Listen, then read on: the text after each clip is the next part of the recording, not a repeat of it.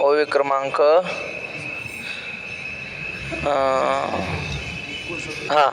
69. जो इंद्रिय आज्ञा न करी, विषयांचे भय न धरी, प्राप्त कर्म ना वेरी उचित जे वरच्या श्लोकामध्ये कर्मेंद्रियाने संयम्य या असते मनसा स्मरण इंद्रियार्थान विमूढात्मा मिथ्याचारस उच्यते. मनामध्ये विषयाची इच्छा आहे पण कर्माचा त्याग करतो अशा लोकांचं वर्णन केलंय. कर्माचा त्याग करू नये. साधू संत आपल्या म्हणजे जगामध्ये अनेक संप्रदाय देवाकडे जाणारे, पण थोर महात्मे सांगतात की वारकरी संप्रदायासारखा संप्रदाय नाही. का? कारण आपला संप्रदाय घर सोडायला लावत नाही. नलगती सायास जावे नंतरा सुखे तो घरा नारायण असं सांगणारा फक्त एक वारकरी संप्रदाय.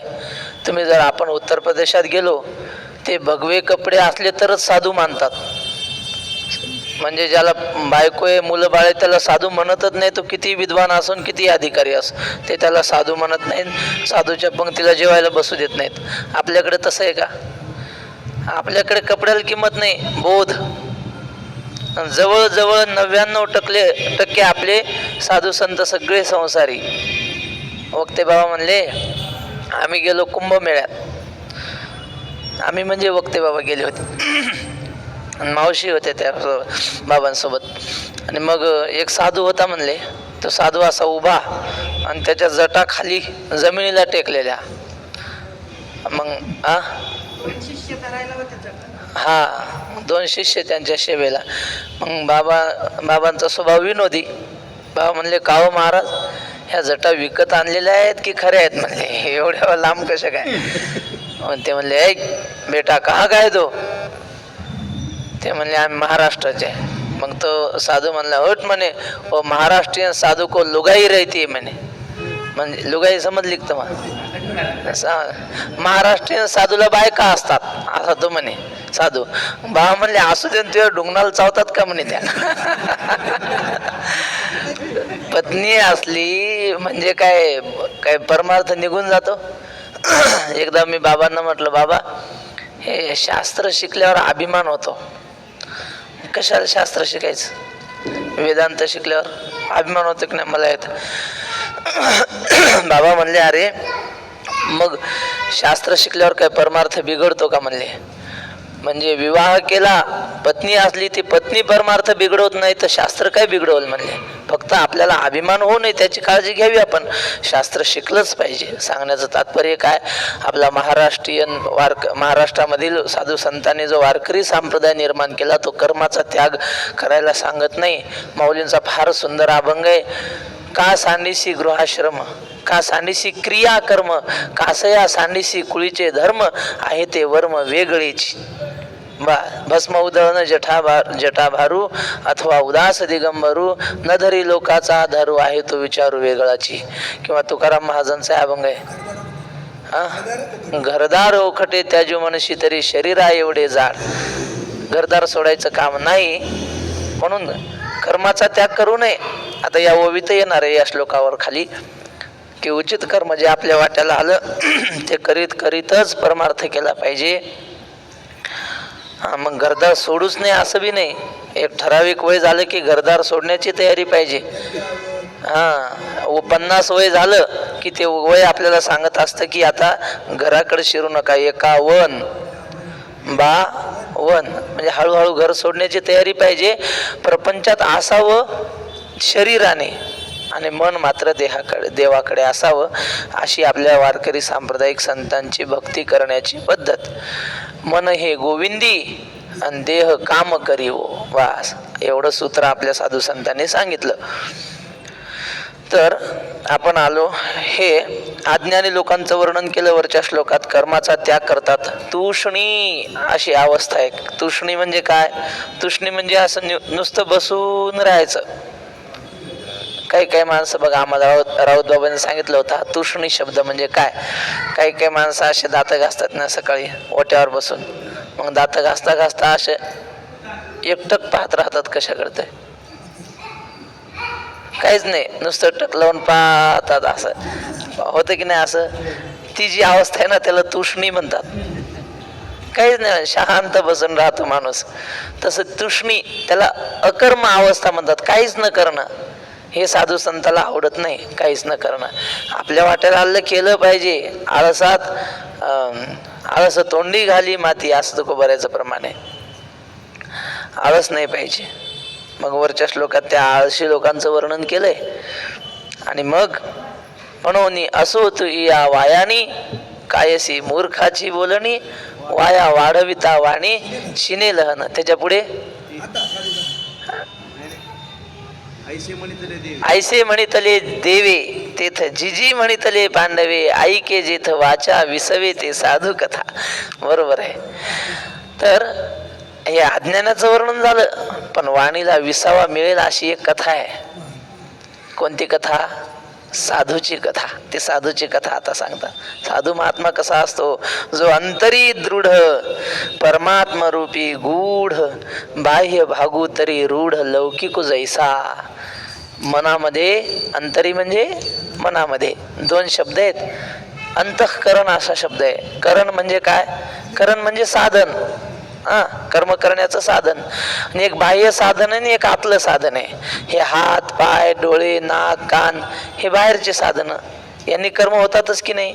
होतात. आणि एक आतलं साधन आहे, त्याला मन म्हणतात. त्याला अंतः म्हणजे आतलं, करण म्हणजे साधन. अंतःकरण म्हणजे आतलं साधन.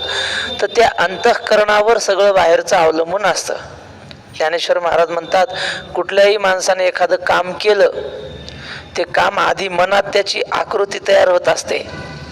पाय भूमी आतुनी स्वयंभ, काय घडे या गाडगेयाचे निगती कोंब, ते कुलाल मतीचे गर्भ उमटले की. माऊली म्हणतात, मडकं गाडगं हे काय जमिनीतून कोंब येतात का त्याचे? नाही नाही, ते कुलाल मतीचे गर्भ. कुलाल म्हणजे कुंभाराच्या बुद्धीमध्ये त्याचा आधी आकार तयार होतो आणि मग तो बाहेर जन्माला येतो. आधी त्याचा गर्भ राहतो त्याच्या बुद्धीमध्ये. तसंच असतं, कुठलीही कृती आपण करायला लागलो की ते कृतीचा आधी आकार मनात तयार होतो. आवडे ते वृत्ती किरीटी, आधी मनवनीची उठी, मग ते वाचा दिठी करासिये. सगळं इथून सूचना बाहेर पडतात, मग इंद्रिय तशी वागतात. तर ते मनाच्या बाबतीत सगळा व्यवहार आपला अवलंबून आहे. मन कसं आहे साधू संताचं ते सांगतात. जो अंतरी दृढ, अंतःकरणाच्या बाबतीत तो अत्यंत अविचल असतो. त्याची श्रद्धा कधी ढळत नाही. किंवा वेदांताच्या दृष्टीनं म्हणायचं झालं तर ब्रह्म सत्यम जगन मिथ्या हा त्याचा दृढ निश्चय असतो. या बाबतीत तो कधीच विचलित होत नाही. त्याला कधीच भ्रम होत नाही की खरंच जग मिथ्या असू शकेल का. अशा प्रकारची प्रमेया संभावना, प्रमाणा संभावना त्याच्या ठिकाणी कधीच निर्माण होत नाही. याला म्हणतात अंतःकरणी दृढ. आणि भक्तीच्या दृष्टीनं विचार केला तर भक्ती मार्गामध्ये मी ज्या पांडुरंगाची सेवा करतो तो मला नक्की पूर्ण शांती म्हणजे दृढ अपरोक्ष ज्ञान म्हणा किंवा पूर्ण आनंद दिल्याशिवाय राहणार नाही. मग कोरोना आला तरी मी माळ काढणार नाही. नाहीत लोकांना काढले की नाही. असा साधू महात्मा नसतो. लोक फसवणारे खूप येतील की आमच्या संप्रदायात चला तुम्हाला लवकर मोक्ष मिळेल, अमुक मिळेल. ते कुरेकर बाबा सांगतात, म्हणजे एक माणूस त्यानं बकरं विकत घेतलं, बकरं बाजारात, आणि असं खांद्यावर घेऊन चालला बाजाराच्या गावून शेतातून. मग ते 2-3 चोरांनी पाहिलं, म्हणले याच्याकडून हे घ्यायचं, पण आता तसं देणार नाही हा. मग काय केले, एक चोर असं इथं उभा राहिला, एक चोर 1.5-2 किलोमीटरवर पुढं उभा राहिला, आणि तिसरा त्याच्या पुढं 1.5-2 किलोमीटरवर उभा राहिला. पहिला चोर भेटला, काय हो पाहुणे कुठं चालले? काय नाही म्हणले, गावाकडे चाललो. काय म्हणले, खांद्यावर काय घेतलं? बकरं घेतलं. म्हणले अहो बकरं नाही, कुत्रे म्हणले. ते काळं कुत्रच घेतलं तुम्ही खांद्यावर बकरं म्हणून? नाही नाही म्हणला, बकरं आहे, मी चांगलं पाहून घेत. नाही नाही कुत्रं आहे म्हणे. दिलं तिला. पुढे गेला. पुढे गेल्यावर दुसरा म्हणला, अहो काय पाहुणे तुमच्याकडे कुत्रे भेटत नाही तर काय म्हणे, खांद्यावर कुत्रे घेऊन चालले तुम्ही? तर म्हणला अहो कुत्रं नाही बकरं आहे. नाही नाही म्हणला कुत्रे, काय तुम्ही एवढं समजायले का मला? झालं, तो गेला. आणि तिसरा भेटला. ते म्हणलं का हो कुत्रं खांद्यावर घेऊन चालले राहा तुम्ही, कुत्र्याला शिवू नये, असं नाही तसं नाही. त्याला वाटलं पहिल्यानं सांगितलं खोटं ठीक आहे, दुसऱ्याला म्हणलंय, तिसरा म्हणतोय कुत्र, त्या अर्थी हे कुत्रच असलं पाहिजे. दिलं सोडून महाराज. आणि यांना तेच पाहिजे होतं, यांनी घेतलं आणि गेले घेऊन. त्याचं काय केलं, काय एकादशीच्या दिवशी सांगायचं काय? समजलं ना तुम्हाला? हा अंतःकरणात दृढ नव्हता म्हणून यांच्या भूलथापाला बळी पडला. साधू महात्म्याला अशी किती प्रलोभन दाखवून किती फसवण्याचा प्रयत्न करा, तो म्हणता देह जावो अथवा राहो, आणि पांडुरंगी दृढ भाव. त्याच्या ठिकाणी, पांडुरंगाच्या भक्तीच्या ठिकाणी, सेवेच्या ठिकाणी दृढ असतो, तो विचलित होत नाही काही केल्या. त्याला म्हणतात जो अंतःकरणी दृढ, परमात्मरूपी गूढ. परमात्मा स्वरूपाच्या ठिकाणी जसं समुद्राच्या तळाला रत्न असतात की नाही, आणि मग काय वरी किती लाटा आल्या आणि काही आल्या, त्या रत्नांना काही होत नाही तळाच्या, तसा हा परमात्मा स्वरूपात निमग्न झालेला असतो. नये निघो आपुलिया घरा, बाहेर लागो नये वारा, बहु बोलणे ते सारा, संग दुसरा वर जावा. किंवा ज्ञानेश्वर महाराज म्हणतात, अंतरी सुख एक आथी, असं माऊलीने म्हटलंय.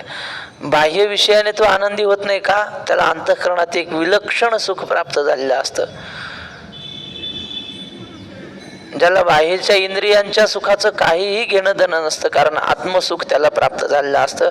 असं आत्मसुखामध्ये, परमात्म सुखामध्ये गूढ लीन झालेला आहे. जो आत्मलाभासारिखे गोमटे काहीच न देखे, म्हणून भोग विषेखे हरिखे जेना. आता पुढचं फार महत्वाचं आहे. बाह्य भागुतरी रूढ लौकिक जैसा काल आपण कोणती कथा सांगितली याच्यावर, रैक्व छांदोग्य उपनिषदातली कथा सांगितली ना.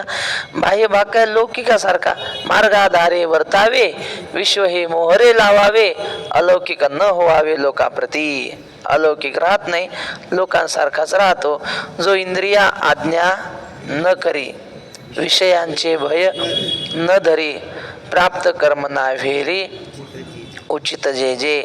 आपण काय करतो, आपल्याला एखादा विषय आवडला, एखादं काम आवडलं, एखादी वस्तू मिळवायची, मग इंद्रियांना आज्ञा देतो की हे काम केलं म्हणजे ही वस्तू मिळेल बा. आणि आपल्याला जर आवडलं नाही काही मनाला, तर हे काम आपण करू नको असं इंद्रियांना आज्ञा देतो. त्याप्रमाणे इंद्रिय वागतात. हा महात्मा इंद्रियांना आज्ञा स्वतः देत नाही. इंद्रिय, सगळं शरीर देवाला वाहिलेलं असतं. देव जसा जिकडं नेईल तिकडं जायचं. प्रेमसूत्र दोरी नेतो तिकडे जातो हरी, मने सहित वाचा काया, अवघी दिली पंढरी राया. या अभंगावर बाबा कीर्तन हा कवनाची. सगळं त्यांनी शास्त्राला आणि देवाला वाहिलेलं असतं. मी इंद्रियांना आज्ञा देणार नाही, शास्त्र जसं सांगतील तसा वागेन. इंद्रियांना आज्ञा देणारा मी नाही. कोण? देवाने शास्त्राने आज्ञा द्यायची तशी इंद्रिय वागतील. आपण कोण इंद्रियांना आज्ञा देणारे? शास्त्र म्हणेल जे सांडावे, ते राज्यही तृण मानावे, जे घेववी ते न म्हणावे विषयही विरो. म्हणून इंद्रिय आज्ञा न करी असा अर्थ घ्या, किंवा सगळं देवाच्या इच्छेने करतोय तसा अर्थ मला योग्य वाटतो. म्हणून ते सांगितलं, इंद्रिय आज्ञा न करी, स्वतः आज्ञा करत नाही. विषयांचे भय न धरी, विषयांची भीती मनामध्ये धरत नाही. भीती कधी वाटते? काल आपण पाहिलं ना पाठामध्ये. नाही, 3 गोष्टी ध्यानात ठेवायच्या. भीती कोणाची वाटत असते बघा. स्वभिन्न म्हणजे आपल्याहून वेगळा पाहिजे. स्वशक्तिमान आपल्यापेक्षा बलवान पाहिजे, आणि स्वविरुद्ध पाहिजे. काय स्वभिन्न पाहिजे, स्वबलवान पाहिजे आणि स्वविरुद्ध पाहिजे, तरच भीती वाटते. म्हणजे आपल्यापेक्षा जर कोणी वेगळा असेल तरच भीती वाटते ना. आपल्याला भीती वाटते का? नाही. पुन्हा स्वबलवान पाहिजे. आपल्यापेक्षा बलवान जर असला तरच त्याची भीती वाटते. नाही ते आपण म्हणतो येऊ दे, एका चापटीत आडवा पाडतो, त्याची भीती वाटते का माणसाला? अशक्ताची भीती नाही वाटत. आणि तिसरं स्वविरुद्ध पाहिजे. एखादा माणूस खूप ताकदवान आहे, पण त्याचं आपलं काही भांडणच नाही, मग त्याची भीती वाटत नाही. या 3 गोष्टी पाहिजे असं बाबांनी सांगितलं होतं.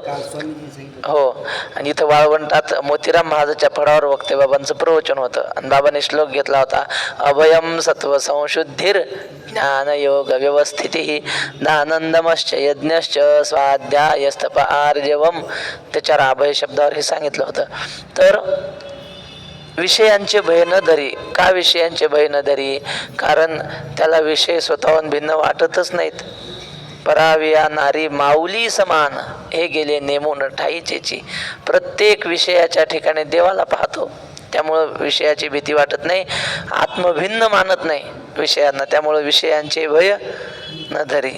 आपल्याला भीती वाटते, आता आहे तोपर्यंत बरं आहे, पुढे काय होईल सांगता येत नाही. आपल्या मनात धाकधूक असते की नाही, विषय कधी फसवतील, कधी घालतील सांगता येत नाही. पण महात्म्याच्या ठिकाणी दृढ निश्चय असतो की माझा देव मागे पुढे उभा आहे सांभाळीत, आली आघात निवाराया. त्यामुळं देव मला सांभाळल्याशिवाय राहणार नाही, म्हणून विषयांचे भय न धरी.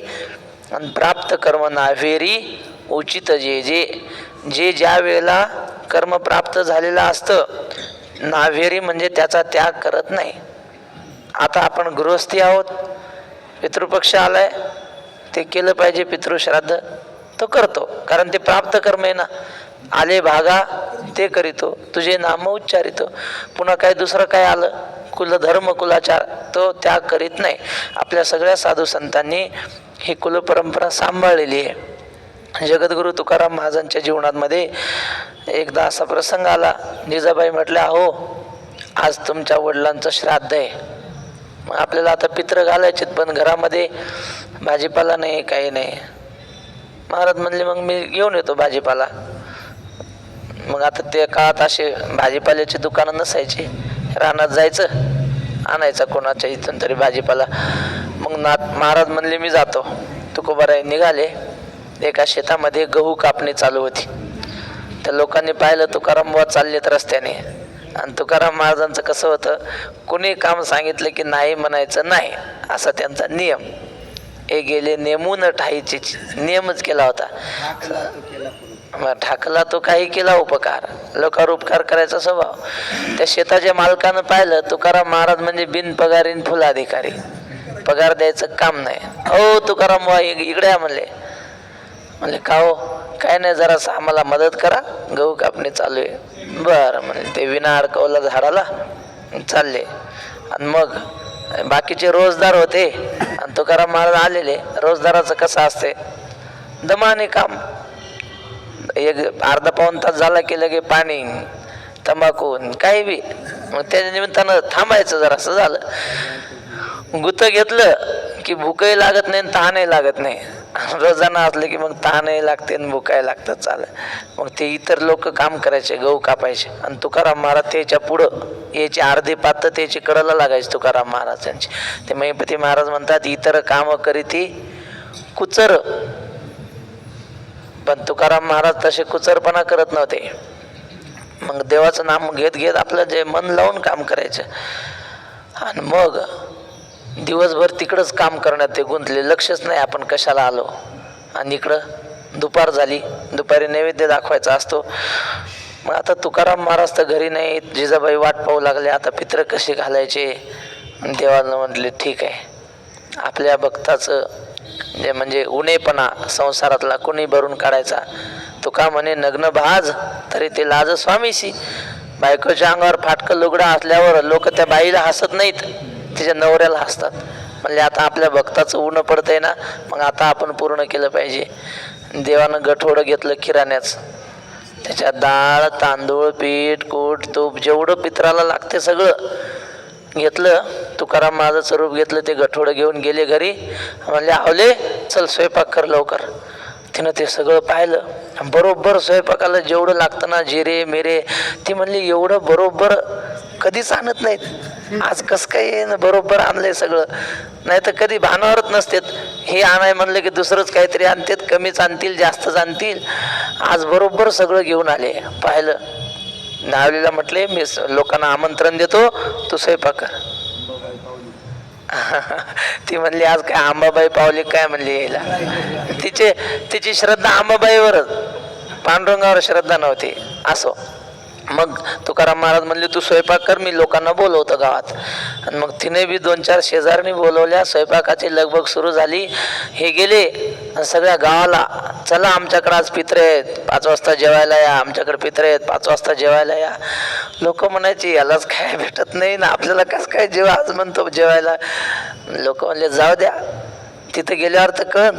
एक म्हणायचं अरे कशाचं काय आलं, बोलाचीच कडी बोलाचाच भात, जेवण या लटक्याचं आवतन, जेवल्यावर खरं भात. तो बरेच प्रमाण आहे असं. मग म्हणले बघू तर, आणि सगळ्या गावाला आमंत्रण दिलं महाराज पित्राचं. आणि मग इकडं स्वयंपाकही सुरू जिजाबाईचा. तुकाराम महाराजांनी सगळ्या गावाला सांगितलं. लोक आले. 5 वाजता पंक्ती बसल्या त्यांच्या अंगणात. किती पदार्थ केले होते सांगू का? ताटात वाढले सगळे पदार्थ. बेसन दळक रंजा, बुंदी श्रीखंड पुऱ्या ताजा, शर्करा दधी नवनीत आजा, सांडगे वडे पापड भाज्या. किती झाले? मापलेत नाही, जाऊ द्या मग. हे तुम्ही मापत नाही, हेच आमचं जमेची बाजू आहे आमची. तर असे अनेक पदार्थ केले हो. जिजाबाई सुगरणच होते आणि त्या सगळ्यांनी मिळून पदार्थ केले. पंक्ती बसल्या अंगणामध्ये, वाढले. लोक म्हणायचे हे तुकाराम आपल्याला खोटं खोटंच दारिद्र्य दाखवतो. काही लोक असतात लय गठोडा असते घरात, बाहेर आमच्यापाशी काय हो गरीबापाशी म्हणतात. तसं आहे वाटते. एवढे पदार्थ केले आणि मग जेवण सुरू झाले. आग्रह करू करू वाढलं. ते महिपती महाराज म्हणतात घ्यावया नीर ठाव नाही. म्हणजे माणसं किती जेवले, पोटात पाणी घ्यायला जागा नाही. जेवता जेवता असं करायचे, पोटाला हात लावायचा, डोक्याला हात लावायचा, पोटाला. का बरं? कारण हे पोट एवढं निबर होस तर खाल्लं, एवढं खाल्लं लोकांनी. आमचे शास्त्री बाबा सांगतात पोटाचे 4 भाग करावे. माणिक शास्त्री बाबा सांगतात 1 भाग पाण्याला ठेवावा, 1 भाग हवेला मोकळा ठेवावा, 2 भागात अन्न. एवढं पाहिजे. पण म्हणले चक्क्याची पंगत असली की हे 4ही भाग चक्क्यानेच भरतात. श्रीखंड. तसं त्यांनी दणकून हाणलं महाराज. आणि मग ह्यांच्या पंक्ती बसल्या, गावकरी गेले निघून. मग ते तुकाराम महाराज म्हणले आवले आपण जेऊ, पण मग आता काय करू, हे भांडे लोकांचे आणले होते ना मोठाले स्वयंपाकात, ते मी नेऊन देतो. आणि मग ते भांडे नेऊन दिले की मग आपण निवांत 2 जण बसू, जराशी थांब म्हणले. आणि मग जिजाबाईने गावातले काही असतात ना दीन दुबळे हरिजन समाजाचे, त्यांना बोलवलं, काही त्यांना दिलं अन्न. सगळं झालं. आणि हे गेले भांडे द्यायला. आणि इकडून हे आले कोण, शेतातले. पण तसे आले नाही ते. त्या शेतकऱ्याने त्यांना पेंडी दिली आहे गव्हाची, ते डोक्यावर घेतली आणि चालू लागले. एका झाडाला आग्यामुळं बसलेलं होतं. ते गव्हाच्या वंब्या कशा असतात, पुढं बारीक काड्या आणि मागं वंब्या अशा पांगलेल्या, आणि त्या वंब्यात लागल्या त्या आग्या मावळाला. मग आता ते काय त्याला साधू समजतंय का संत समजतंय, सगळ्या अंगाला त्या माश्या चावू लागल्या. आणि मग तुकाराम महाराज म्हणले जाऊ द्या, आज आपले पित्र आहेत आणि या माशाच्या रूपाने आपले पित्रच आले म्हणजे जेवायला आज. का यांना काय, यांना चावायचं रक्त प्यायचं पिऊ द्या. पण गुप्त रूपानं देव आले, त्यांच्या अंगावरच्या त्या सगळ्या माश्या उडवल्या. घरी आले तुकाराम महाराज, ती गव्हाची पेंडी टाकली वसरीत. म्हणले आवले याचं लवकर हे गहू भरड आणि याच्या कन्या करून पित्राला निवद दाखव म्हणले. ती म्हणले तुमचं डोसकं फिरलं का काय, अख्खं गाव जेवून गेलं आणि तुम्ही म्हणता ह्याच्या कन्या करून पित्राला निवद दाखव. अहो आता तुम्ही गेले भांडे घेऊन, मला म्हणले भांडे देऊन येतो, मग आपण आल्यावर जेवायला बसू. तुकाराम महाराज म्हणले डोसकं मोह नाही फिरलं, तो फिरलं म्हणले डोसकं. अगं मी शेतात गेलो तुला म्हणलो, पण मला ध्यानात नाही आहे बघ, मी दिवसभर गहू कापला आणि संध्याकाळी तुला हे घेऊन आलो. मग तुकाराम महाराजांच्या लक्षात आलं. ते सगळं पाहिलं ना, घरातलं 2-4 शेजारणी होत्या तिथं, त्या म्हणू लागल्या आता पंगत बसली तुम्ही, वाढलं लोकांना आग्रह करू करू. आणि मग तुकोबाराच्या लक्षात आलं देवानं लाज राखली आपली.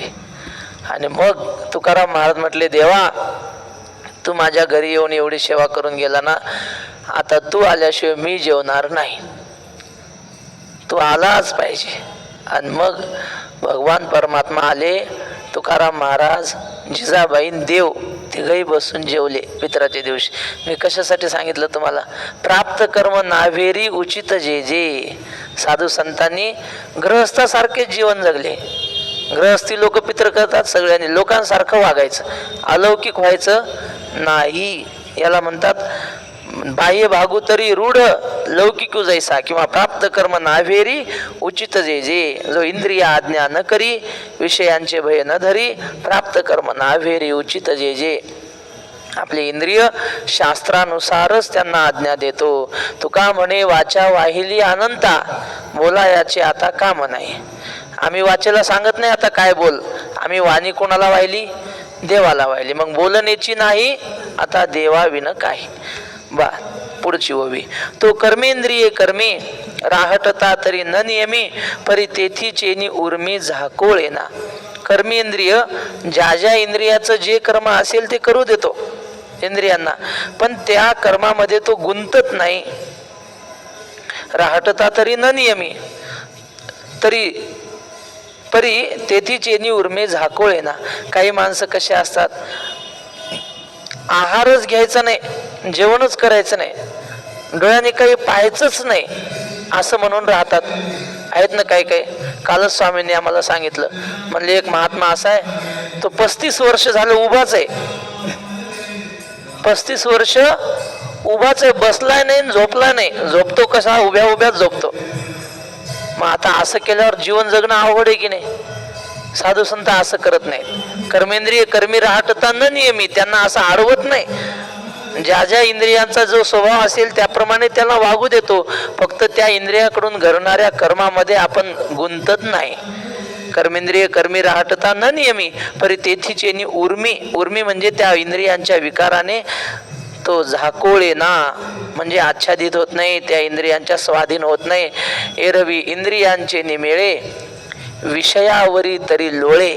काय माऊलीने वर्णन केलंय बघा. शरीराने विषयावर लोळत असतो, इंद्रियांचे निमेळे विषयावरी तरी लोळे, परी तेथीचे नि विटाळे लिंपिजे ना. पण त्या इंद्रियाच्या विटाळाने लिप्त होत नाही. पद्मपत्र मिवाम बसा. ते सोपान काका पहाणे त्यांनी कीर्तनात सांगितलं होतं एरंडेश्वरला, भीमाशंकर गुरुजीच्या गावाला. ते म्हणले आपणही संसार करतो आणि साधूही करतात. फरक काय? फरक एवढाच आहे की ते अलिप्त राहतात संसारापासून, ते उपाधी मानतात आणि आपण विशेषण होतो. उपाधी आणि विशेषण माहिती तुम्हाला? उपाधी काय करते? आपण वेगळं राहून दुसऱ्याचं ज्ञान करून देते, त्याला उपाधी म्हणतात. आणि विशेषण एकरूपच होतं. साधू संत उपाधी. कान म्हणजे काय? कान कान म्हणजे आपण हे दाखवतो असं कानाला हात लावून, आहे की नाही? हा कान नाही, यांना ऐकू येतंय का? ते उपाधी आहे कानाची. ऐकू येणारं इंद्रिय हात आहे, हे कानाची उपाधी. तसे साधू संत वेगळे राहतात, संसार दुसरीकडे, आपण अलिप्त. त्यांनी उदाहरण असं सांगितलं होतं, शेळ्या असतात आणि म्हशी असतात.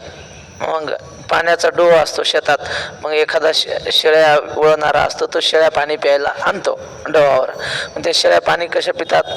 असं आधी पाहतात, कोरडी जागा कुठे आहे शेळी, आणि मग इकडं तिकडून असे पाहते, कोरड्या जागेवर असे पुढचे पाय वाकवायचे आणि हळूच पाणी प्यायचं.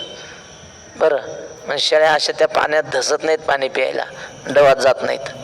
म्हणजे 100 शेळ्या जरी पाणी पिऊन गेल्या ना, डोहाचं पाणी गढूळ होत नाही. आणि पुन्हा ते शेळ्या गेल्या, 100 शेळ्या गेल्या की पुन्हा 2च म्हशी आणायच्या पाणी प्यायला. मग त्या म्हशी काय करतात? अशी कोरडी जागा पाहतात, कुठे आहे ते, पुढच्या असे वाकवतात पाय. नाही, ते आले की धस त्याच्यात घुसणार, त्या पाण्यात सगळं गडूळ चेंदा मेंदा करणार आणि त्याच्यात बसून मग दमाने पाणी पिणार. आपला संसार म्हशीसारखा असतो. सगळं धिंगाणा, कोणाला त्रास होईल, कोणाला काय, त्याचा काही विचार नाही, धिंगाणा चिंगाणा सगळा. आणि साधू संत अलिप्त राहून आपल्यामुळं लोकांनाही त्रास होऊ देत नाहीत आणि लोकांमुळं आपल्यालाही त्रास. यस्मान् नो द्विजते लोकः लोकान् द्विजतेचे हा. जळचराचे ने माझे, समुद्राचे ने माझे, जळचरा धाकून उपजे आणि जळचरी नुबगिजे समुद्र जैसा. असे ते राहतात. याला काय म्हणतात? परी तेथीचे नि उर्मी झाकोळेना, इंद्रियाकडून होणाऱ्या कर्माने तो लिप्त होत नाही. तो कामना मात्रे न घेपे, मोहमळे न लिंपे, जैसे जळी जळे न शिंपे पद्मपत्र. उर्मी शब्दाचा अर्थ आहे विकार किंवा आवेग. आवेग.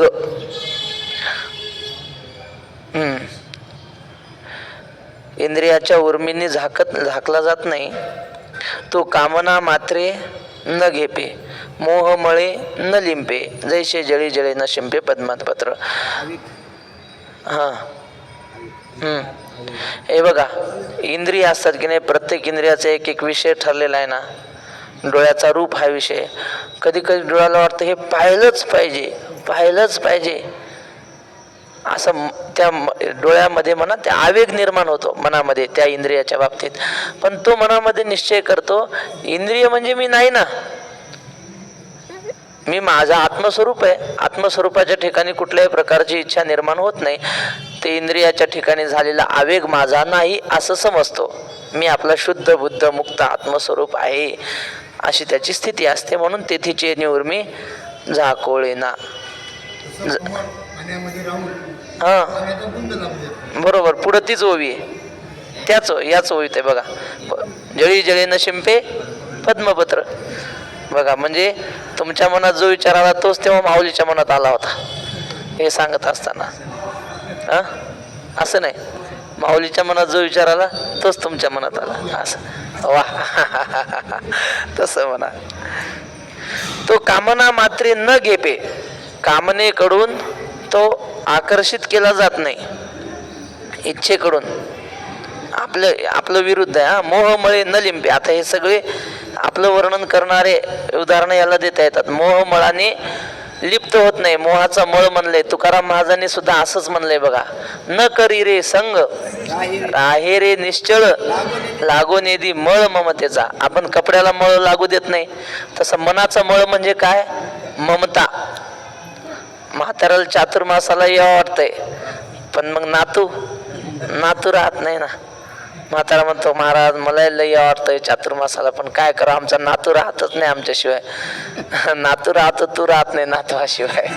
तसं हा ममतेचा मळ आहे की नाही? सगळं खरं सांगा, राहतं की नाही नातू?